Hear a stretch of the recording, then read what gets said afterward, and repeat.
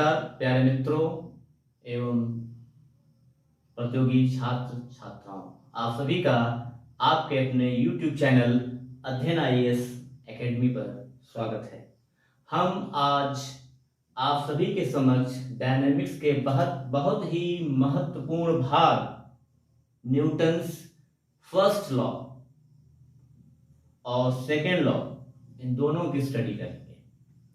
यदि आप हमारे चैनल पर नए हैं तो हमारे चैनल को सब्सक्राइब करना ना भूलें, क्योंकि ये हमारा ही नहीं आपका भी चैनल है और हम यह जानते हैं कि आप इस अपने चैनल को अवश्य ही सब्सक्राइब करेंगे, लाइक करेंगे और दूसरों और अपने मित्रों और अपने सहपाठियों और अपने पूरी सर्किल में आप इस चैनल के इस वीडियो को शेयर भी करेंगे, क्योंकि यह आपका अपना खुद का चैनल है।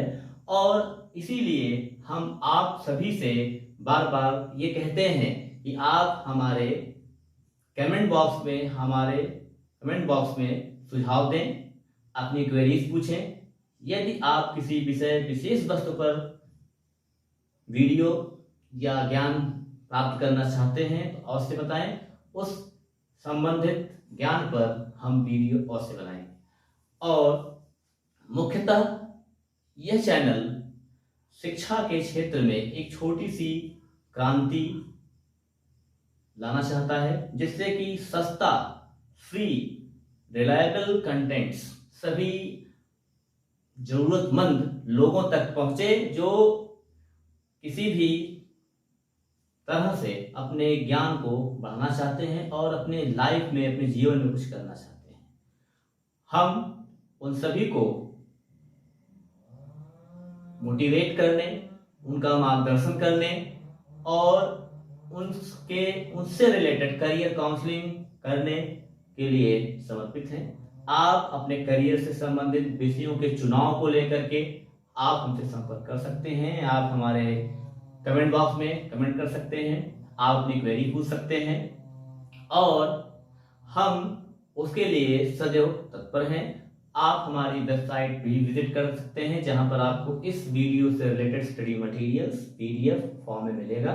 आप हमारे वेबसाइट की मेंबरशिप ले सकते हैं। मेंबरशिप में आपको कोई भी चार्जेस पे नहीं करने हैं, आप फ्री ऑफ कॉस्ट कंटेंट पढ़ सकते हैं। और प्ले स्टोर पर उपलब्ध ऐप अध्ययन IAS के नाम से है, आप डाउनलोड कर सकते हैं, क्योंकि ये आपका खुद का चैनल है, एप्लीकेशन है, सब कुछ आपके लिए है और आपके ही ज्ञान को बढ़ाने के लिए मैं समर्पित हूँ। इससे मेरा भी ज्ञान बढ़ता ही रहता है, इसमें कोई भी संदेह या डाउट नहीं है। तो आइए आज हम अपने टॉपिक पर आते हैं। हमारा टॉपिक है न्यूटन्स लॉ ऑफ मोशन। और अगर हम न्यूटन की बात करते हैं तो न्यूटन की बात जैसे ही हमारे जहन में आती है, दिमाग में आती है, तो हम समझते हैं Newton was a very great scientist, जबरदस्त। वैसा साइंटिस्ट उस समय के हिसाब से नहीं हुआ। अगर हम दूसरी तरीके से बात करते हैं तो उसके बाद हमारे बहुत ही ग्रेट साइंटिस्ट एल्बर्ट आइंस्टाइन हो गए। एल्बर्ट आइंस्टाइन तो अगर हम देखें तो हमारे पास कई सारे ऐसे साइंटिस्ट हैं जिन्होंने भौतिक विज्ञान में एक अच्छा खासा योगदान दिया, फिजिक्स में एक अच्छा खासा योगदान दिया, फिजिक्स को डेवलप करने में एक बहुत बड़ी भूमिका निभाई। तो Newton was the giant of science, इसको विज्ञान का शैतान कहते हैं, इनको समझ लीजिए, बहुत बड़े वैज्ञानिक थे ये। और जब ये मरने लगे तो इन्होंने बिल्कुल ये लिखा कि मैं विज्ञान रूपी सागर का एक बूंद भी समझने में असमर्थ था।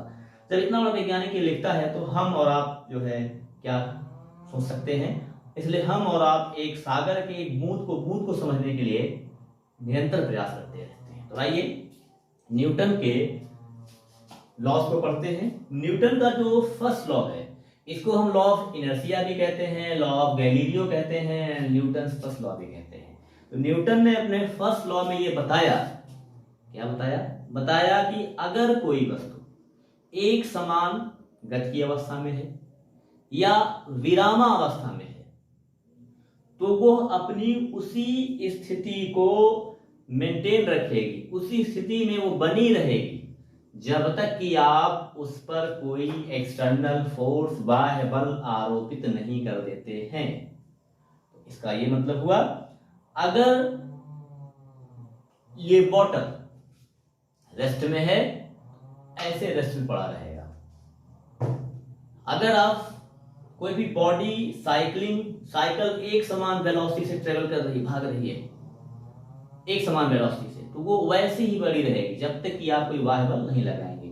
मतलब all the conditions are valid for the isolated system. Isolated system मतलब विलगित निकाय। आइसोलेटेड सिस्टम का मतलब होता है विलगित निकाय, मतलब ऐसा सिस्टम जिसपे कोई एक्सटर्नल फोर्स ना लग रही हो। ऐसा सिस्टम कोई एक्सटर्नल फोर्स ना लग रही हो। अगर किसी सिस्टम पर एक्सटर्नल फोर्स नहीं है, वो अपने पोजीशंस को, अपने स्टेट को मेंटेन रखेगा। यूनिफॉर्म मोशन की बात कही जाती है। दो बातें कही गई हैं न्यूटन फर्स्ट लॉ में। पहला है आपका रेस्ट, मींस v होगा 0।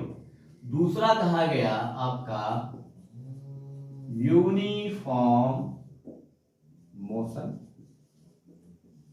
यूनिफॉर्म मोशन कहा गया, मतलब v इज इक्वल टू आपका कांस्टेंट होगा। वहां पर v आपका कांस्टेंट हो गया। अगर ये दोनों कंडीशंस हैं, और इन दोनों कंडीशंस के लिए है कि f एक्सटर्नल 0 होना चाहिए, मतलब आपके उस सिस्टम पर कोई भी एक्सटर्नल फोर्स एप्लीकेबल नहीं होनी चाहिए। अगर एक्सटर्नल फोर्स एप्लीकेबल है तो फर्स्ट लॉ फॉलो नहीं होगा।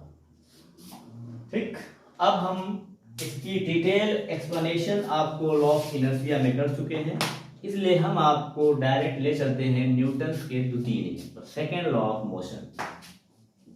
सेकेंड लॉ ऑफ मोशन, तो हमारा जो सेकेंड लॉ ऑफ मोशन है वो क्या है? Second law of motion. Second law of motion, Newton's second law, इसको कहते हैं law of force. Law of force, ये लॉ ऑफ फोर्स कहलाता है। इसमें क्या है?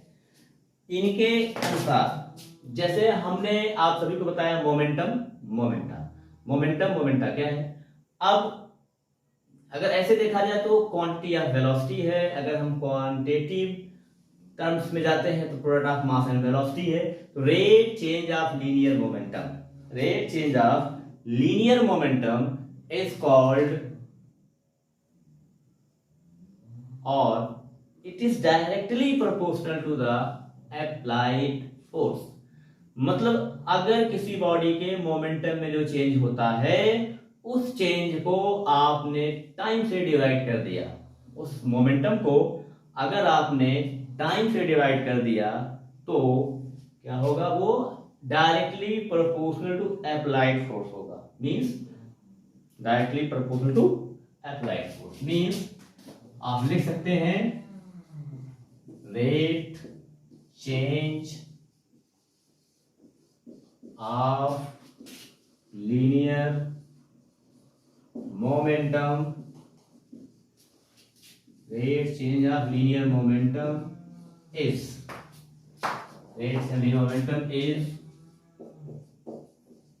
directly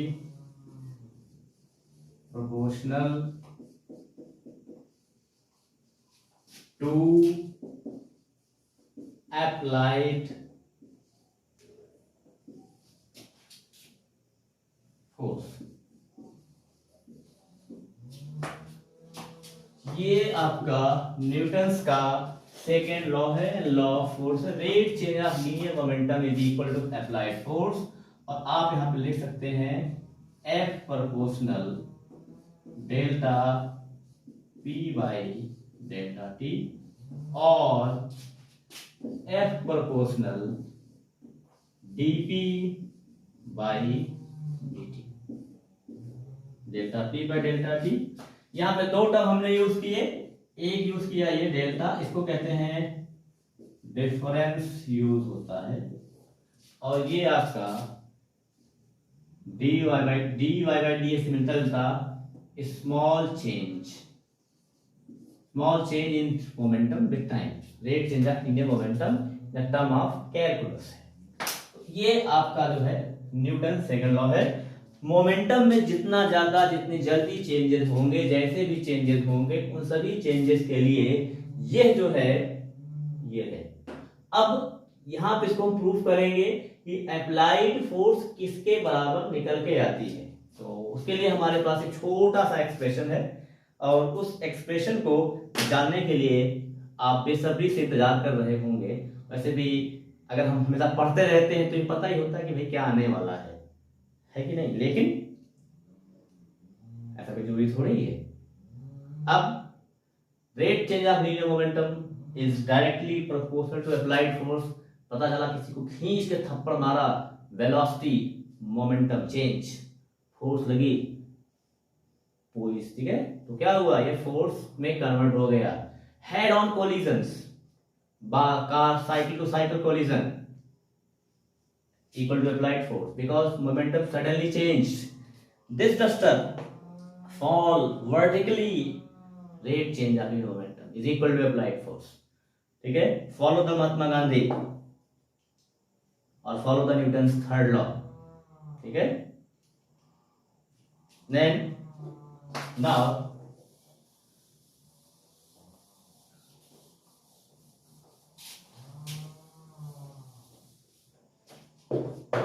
डेरिवेशन और एक्सप्रेशन, डेरिवेशन और एक्सप्रेशन दोनों आप कह सकते हैं, डेरिवेशन और एक्सप्रेशन।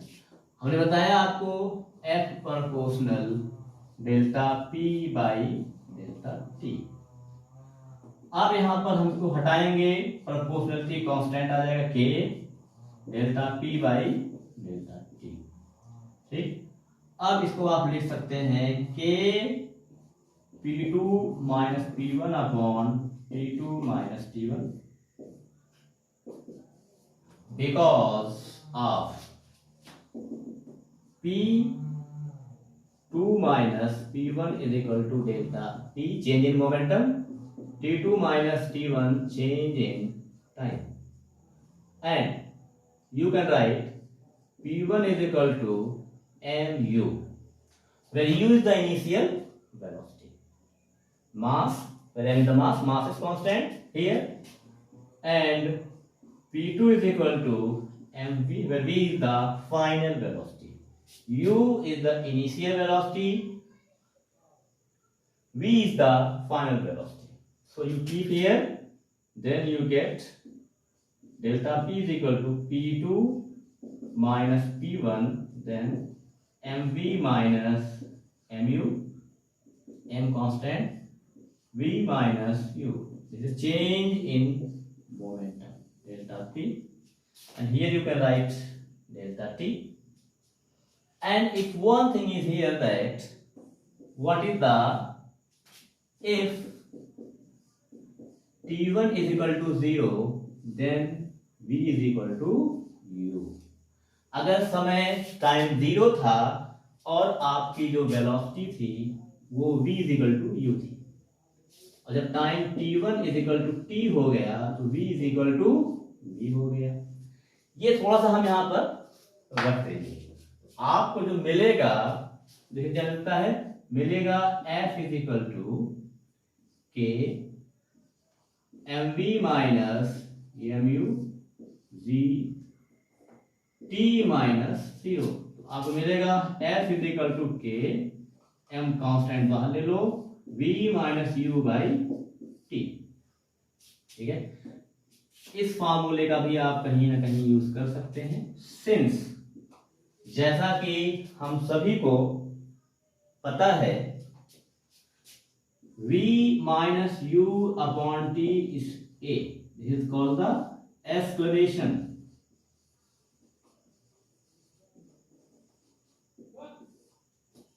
तो जो है आपको मिल जाएगा F is equal to ma. Here we use K. K is the constant of proportionality. यहां पर ये पूरा पूरा एक्सप्रेशन है, if m is equal to 1 kilogram, a is equal to 1 metre पर second square and f equal to 1 newton, then k is equal to 1. If here we get k is equal to 1 for the unitary methods,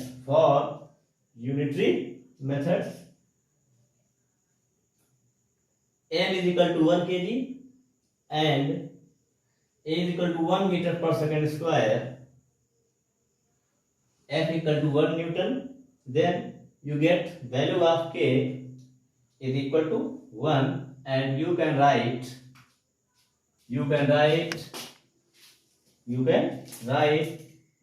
f is equal to ma. ये आपका आ गया Newton's law of motion. Means applied force is directly proportional to rate change of linear momentum and finally we get, हमें मिला f is equal to mass into acceleration। ये था आपका एक expression जिसको हमने डेराइव किया। ये आपका फोर्स का मैग्नीट्यूड है, आप इसको स्क्रीनशॉट ले सकते हैं, पूरा का पूरा डेरिवेशन है। देन हम इसको आगे की तरफ प्रोसीड करेंगे। ये आपका एक मेथड था, F इक्वल टू एम। अब इसको हम अगर दूसरे मेथड से डेराइव करना चाहें, जैसा हमने बताया, as we know that F proportional dP by dt, then F is equal to K dP by dt, then since P is equal to mv momentum, then F is equal to K d by dt mv, F equal to K m dv by dt, since dv by dt is equal to a acceleration, then you get F equal to K m a. As we follow previously, K is equal to 1, F equal to ma. This is the value of force, and so force is equal to mass into acceleration. This is the value of force. Force is equal to mass into acceleration. ये की value हो गई force. अब यहां पर force equal to mass into acceleration हुआ, देख रहे हैं? तो मुझे लगता है कि ये आप क्लियर हुआ होगा। अगर इसमें कोई डाउट रह जाता है तो आप मुझे कांटेक्ट करके पूछ सकते हैं। हमारा कांटेक्ट नंबर है, मैं अपना कांटेक्ट नंबर आप बता देता हूं यहाँ पर, आप ठीक है, +916307728647। ये इंस्टीट्यूट का नंबर है, व्हाट्सएप नंबर भी है, बिजनेस व्हाट्सएप। आप इस पर कॉन्टैक्ट कर सकते हैं और आप उससे रिलेटेड न्यूमेरिकल्स एंड क्वेरीज को पूछ सकते हैं और कमेंट बॉक्स में भी हमसे पूछ सकते हैं। तो आइए थोड़ा सा और आगे बढ़ते हैं, फोर्सेस के बारे में जानने का प्रयास करते हैं। आप सभी ने पढ़ा होगा फिजिकल क्वांटिटीज के बारे में, तो आइए देखते हैं फिजिकल क्वांटिटीज के बारे में, थोड़ा सा ब्रीफ डिस्कशन करते हैं यहाँ पर। फिलहाल आगे एक चैप्टर होगा जिसपे हम वेक्टर्स की चर्चा करेंगे। और हमारे और अपने चैनल को सब्सक्राइब करना, शेयर करना ना भूलें, बेल आइकन जरूर प्रेस करें।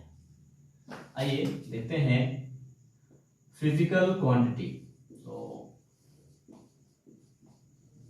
थोड़ा सा फिजिकल क्वांटिटी, ये है आपकी, उसमें आपने पढ़ा होगा दो, एक होता है स्केलर, दूसरा होता है वेक्टर। ये दो क्वांटिटीज हैं फिजिक्स में अभी।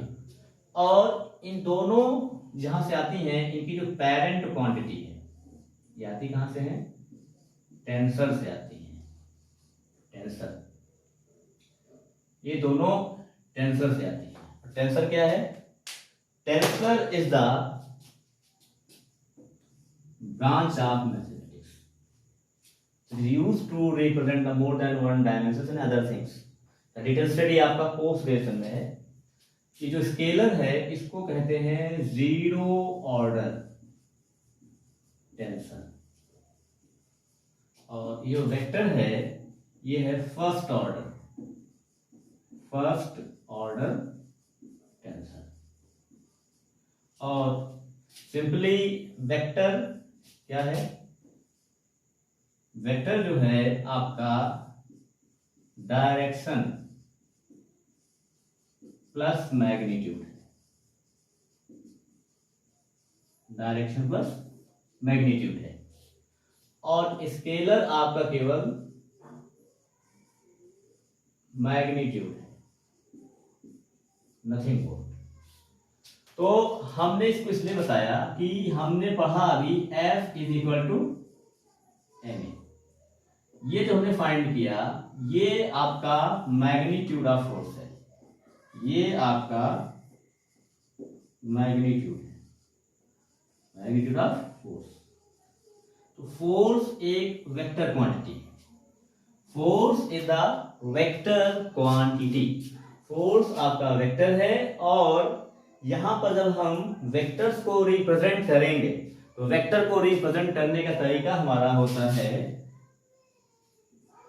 F is equal to M A. ये आपका एक्सियल वेक्टर है। वेक्टर्स को रिप्रेजेंट कैसे करते हैं? एरो से। ये होता है फाइनल पॉइंट, ये होता है इनिशियल पॉइंट।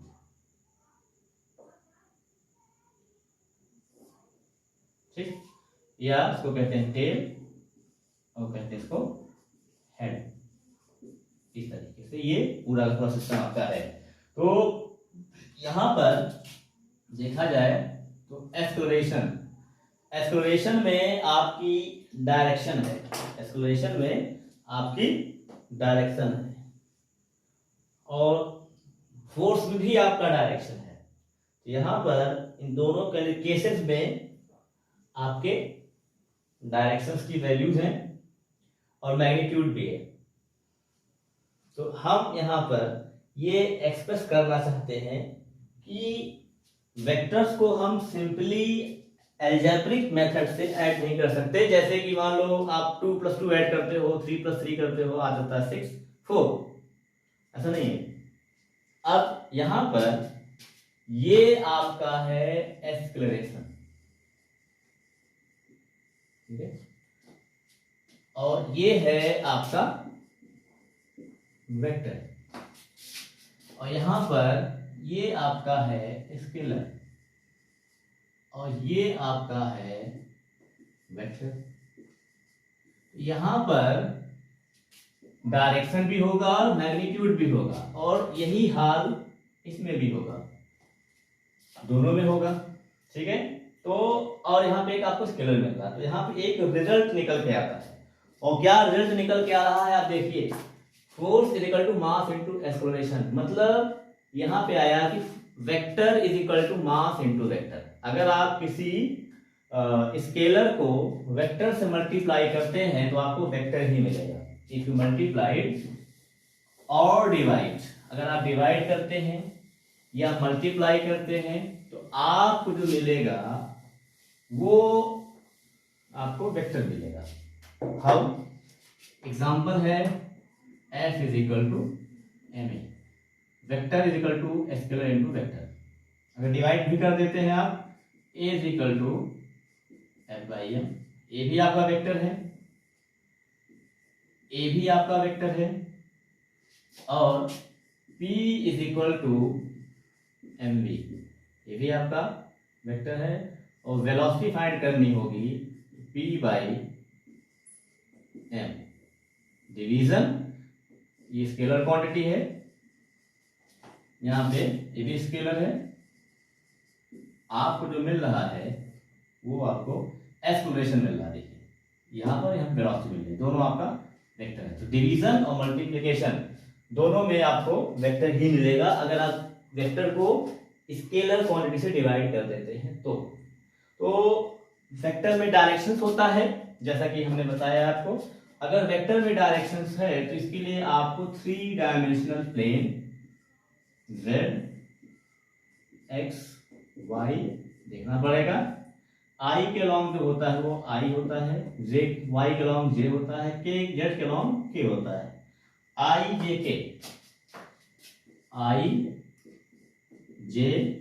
k ये आपका कहलाता है यूनिट ऑर्थोगोनल वेक्टर। ये यूनिट ऑर्थोगोनल वेक्टर्स होते हैं i j k, इनकी वैल्यू 1 होती है, डायरेक्शन के लिए स्पेशली रिप्रेजेंट होते हैं। यूनिट वेक्टर्स हैं, यूनिट ऑर्थोगोनल वेक्टर्स हैं, मैग्नीट्यूड इनका 1 होगा। बेसिकली ये डायरेक्शंस को रिप्रेजेंट करता है। डायरेक्शन क्या होगा इसका, i x के अलॉन्ग होता है, j के अलॉन्ग y के अलॉन्ग j होता है और z के अलॉन्ग k होता है। यूनिट ऑर्थोगोनल वेक्टर्स हैं, ये तीनों म्यूचुअली परपेंडिकुलर होते हैं, म्यूचुअली परपेंडिकुलर। ठीक, तो अगर आप देखें कोई वेक्टर है, मान लीजिए अगर यहां पर फोर्स है तो फोर्स में डायरेक्शंस होगी। अगर आप किसी बॉडी को ऐसे जमीन पे घसीटते हुए ले जाते हैं, कोई बॉक्स है, उस बॉक्स को आप जमीन पे घसीट रहे हैं, खींच रहे हैं, तो वहां पर 2 कंडीशंस बनेगी। जैसे क्या कंडीशंस बनेगी,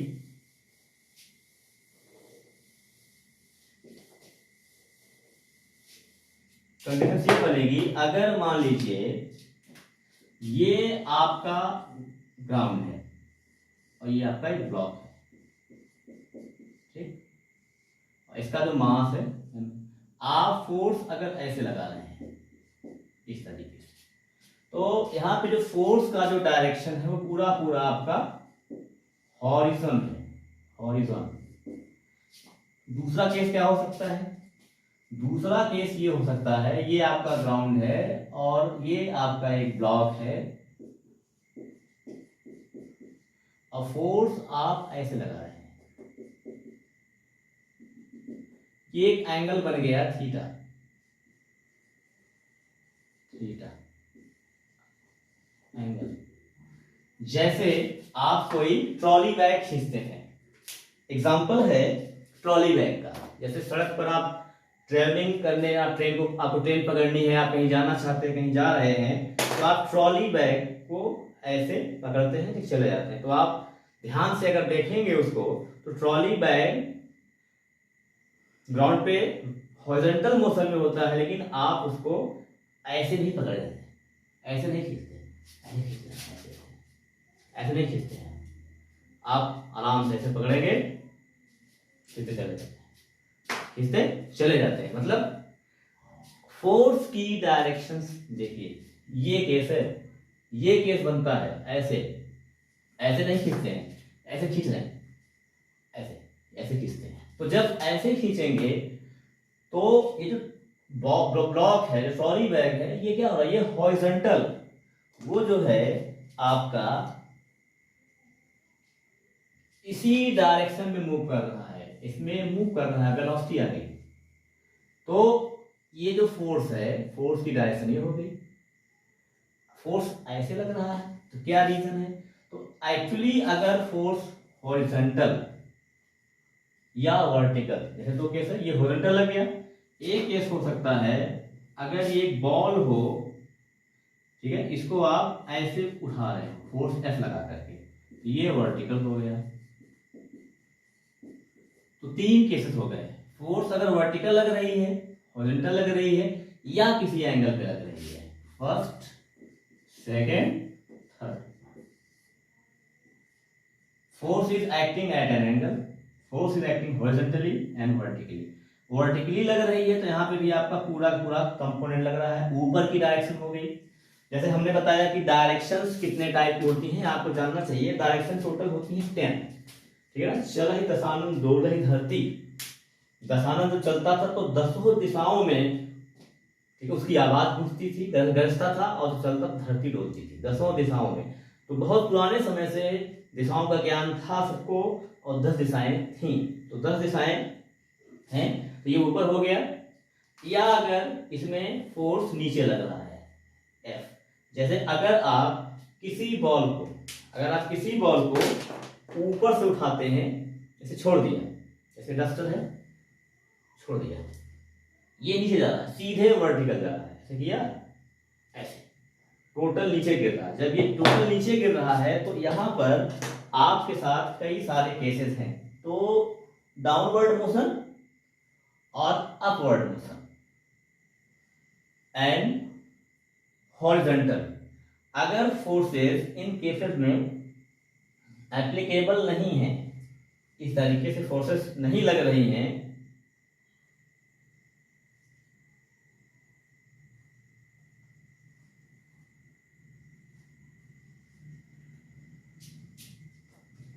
तो फिर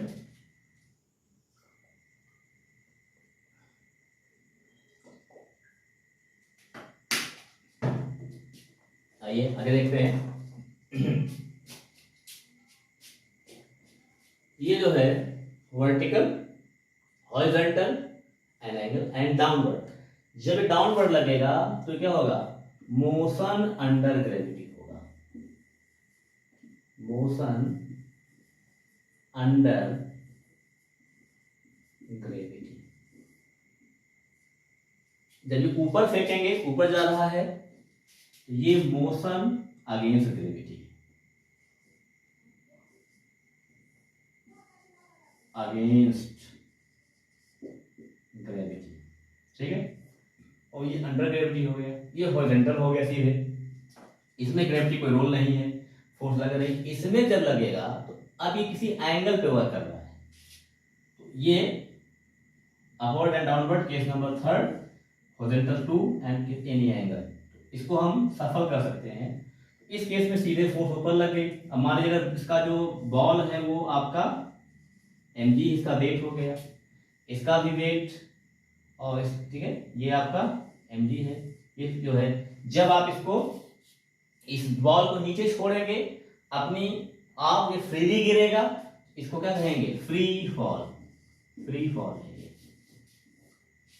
ये फ्री फॉल तो नहीं, ऊपर चला है। तो इस केस में अगर आप कोई फोर्स लगा के फेंकते हैं तो फोर्स F होगी, वेट m नीचे होगा। तो दो फोर्स लग रहे हैं, दोनों के बीच का एंगल 180 डिग्री है, क्योंकि जो वेट होता है हमेशा डाउनवर्ड लगता है, जो वेट होता है हमेशा डाउनवर्ड लगता है।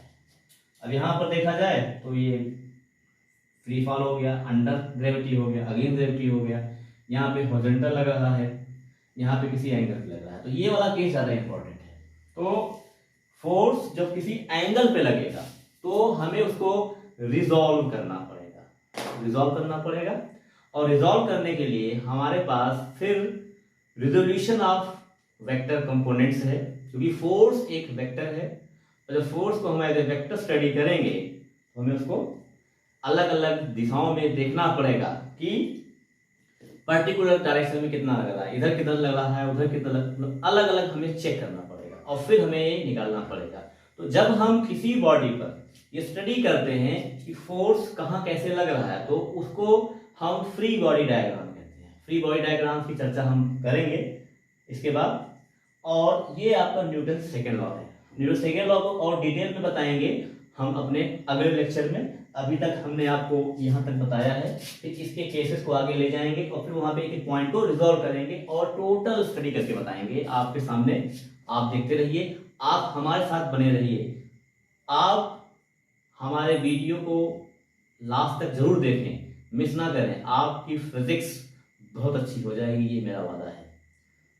फिजिक्स बहुत बेहतरीन करने के लिए ही मैं वीडियो बना रहा हूँ, और अगर आप हमारे सारे वीडियो को देखते रहेंगे, मिस नहीं करेंगे, समझ लीजिए कि एक दिन आप फिजिक्स के महारथी होंगे। तो मैं चाहता हूँ कि आप महारथी बने और फिजिक्स आप स्ट्रॉन्गेस्ट ऑफ स्ट्रॉन्ग हो जाए, फिजिक्स आपकी मुझसे भी ज़्यादा अच्छी हो जाए। तो आप सभी फॉलोअर्स, सब्सक्राइबर्स और जो नए हैं उनसे भी मैं रिक्वेस्ट करना चाहता हूं कि आप हमारे चैनल को सब्सक्राइब अवश्य करें, बेल आइकन प्रेस करें और इससे आपको इससे रिलेटेड वीडियो मिलता रहे। दोस्तों, अध्ययन आईएएस एकेडमी, हमने इसका नाम आईएएस ऐसे नहीं रखा है। आईएएस क्यों जोड़ दिया इसमें? क्योंकि बेसिकली हम आईएएस की भी प्रिपरेशन करवाते हैं। ऑल कॉम्पिटिशन्स के लिए इंस्टीट्यूट्स है। Physics for civil services I will tackle, मैं देखूंगा। पॉलिटिकल साइंस में पढ़ाऊंगा और पीसीएचए के लिए लॉ भी मैं पढ़ाऊंगा और फिजिक्स तो मैं पढ़ा ही रहा हूँ। और इकोनॉमिक्स में इंडियन इकोनॉमी के कुछ पार्ट्स मैं पढ़ाऊंगा। इस तरीके से करंट अफेयर्स के वीडियो भी आपको मिलेंगे। Yojana, Kurukshetra, down to earth, political weekly and जो ऐसी जो अच्छी मैगजीन्स आती हैं उन सभी मैगजीन्स का एक ब्रीफ कॉन्साइज आपको कोशिश करूंगा कि फोर्टनाइटली देने का प्रयास करूं। न्यूज़पेपर एनालिसिस तैयार कर रहा हूं, बस टाइम लग रहा है लेकिन जल्दी ही आएगा वीकली। और उसमें आप सभी से सजेशंस आमंत्रित करता हूं कि न्यूज़ एनालिसिस में कुछ अगर आप ऐड करवाना चाहते हैं, कुछ अपने सुझाव देना चाहते हैं जरूर दें। और अगर आप अपने सब्जेक्ट से कुछ पूछना चाहते हैं जरूर पूछें, या करियर काउंसलिंग चाहिए जरूर बताएं। और आज के इस लेक्चर में हम आपको इतना ही देना चाहते हैं और इसके बाद जो आगे हमारा वीडियो आएगा इसी के बाद आएगा। तो हमारे वीडियो को हमारे साथ बने रहने के लिए बहुत बहुत धन्यवाद। जय हिंद, जय भारत।